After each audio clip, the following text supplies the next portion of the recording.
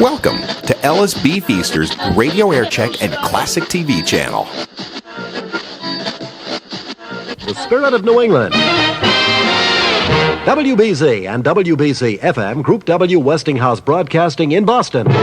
It's 38 degrees in Boston. Tonight's low will be in the 30s. I'm Stewart reporting the 11 o'clock WBZ News for the new Purity Supreme supermarkets, where hundreds and hundreds of their everyday prices are lower than the competition.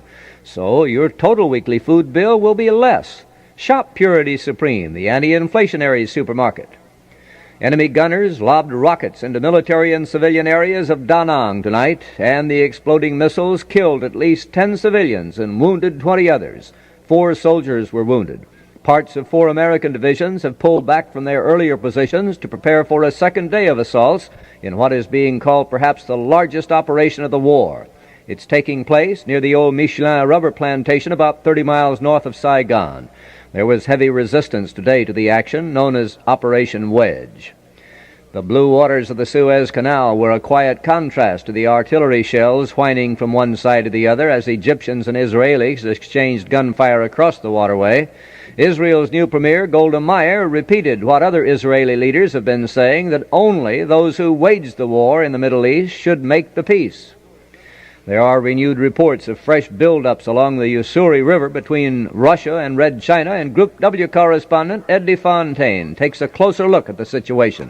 Internal dissension in Russia and China is described as the main reason why both nations have mounted domestic propaganda campaigns following a series of border clashes along the Ussuri River. Observers in London say the Chinese started the latest series of battles, probably with the resulting propaganda campaign in mind. The parades through China's cities protesting what China calls Russian aggression might manage to weld a national unity so disrupted by the Cultural Revolution. While the experts agree China started the trouble, they say the Soviets have belatedly developed their own massive internal propaganda campaign for reasons similar to the Chinese. There are signs that the dissension over the way the invasion and occupation of Czechoslovakia has backfired has spread far below the Kremlin leadership in Russia. The Russians might receive increased support for their World Communist Conference, and there could even be a more sympathetic American administration as a byproduct of the battles along the Manchurian Soviet border. However, growing Soviet propaganda appears aimed at domestic unity based on the hate of a common enemy. Ed DeFontaine, London. WBZ News Time, 3 minutes after 11. It all began a few months ago. A loyal group of activists began a movement to resist the inflationary trends of your food budget. Under the name of Purity Supreme Supermarkets, they began a demonstration against the high cost of eating. It's going on today, 6 days a week. It's easy to spot the leaders. They wear badges saying, "I'm an inflation fighter." They carry signs saying, "At Purity Supreme, hundreds and hundreds of our everyday prices are lower than the establishment, the competition." And Purity Supreme has 6-day weekend specials.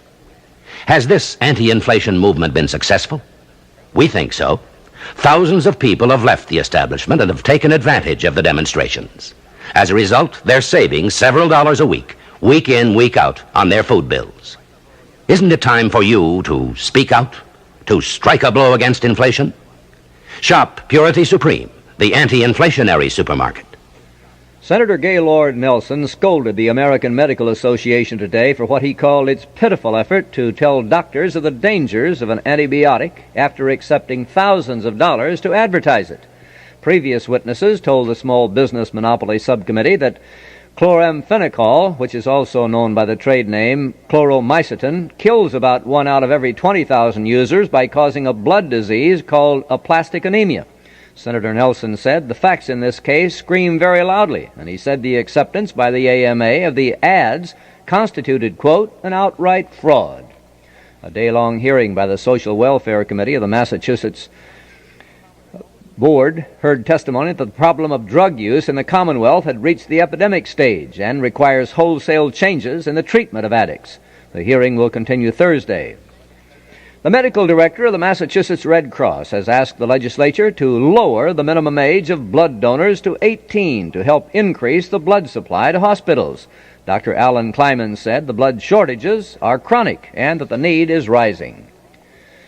Terry Driscoll scored 29 points, including 2 key baskets in the final minute to pace Boston College to a hard-fought 88-83 victory over Louisville in the National Invitation Tournament in New York City tonight.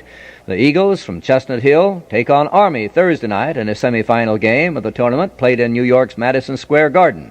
Army reached the semifinals with a 59-45 win over South Carolina.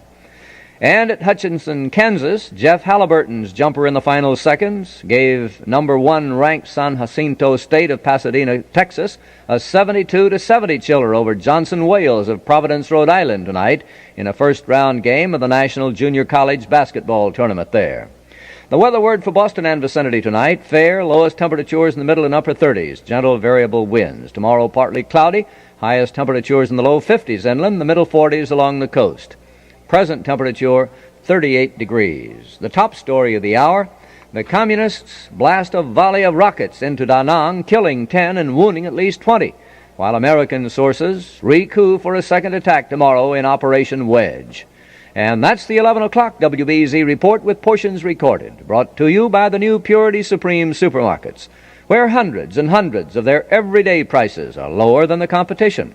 So your total weekly food bill will be less. Shop Purity Supreme, the anti-inflationary supermarket. I'm Streeter Stewart. We now present Jim Lightfoot, General Manager of WBZ, with an editorial entitled A New Approach. If response to our editorials is any guide, people are finally facing up to the alcoholism problem. That's a good omen for the proposed state treatment program, House Bill 1506. But we emphasize again that eventual control of the disease must depend on prevention and education, especially for young people.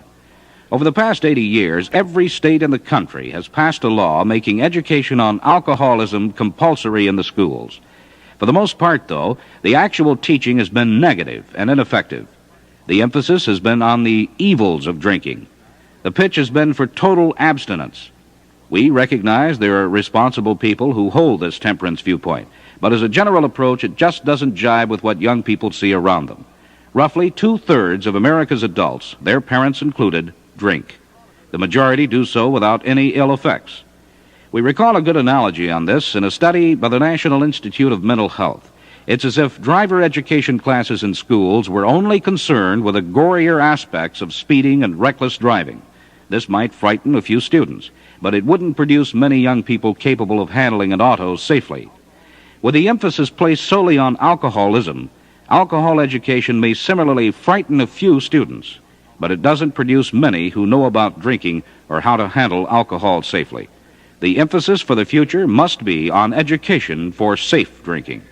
This has been a WBZ editorial presented by our General Manager, Jim Lightfoot.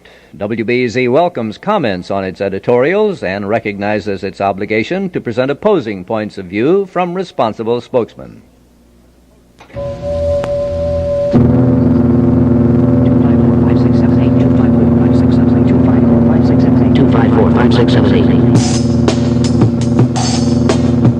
254-5678.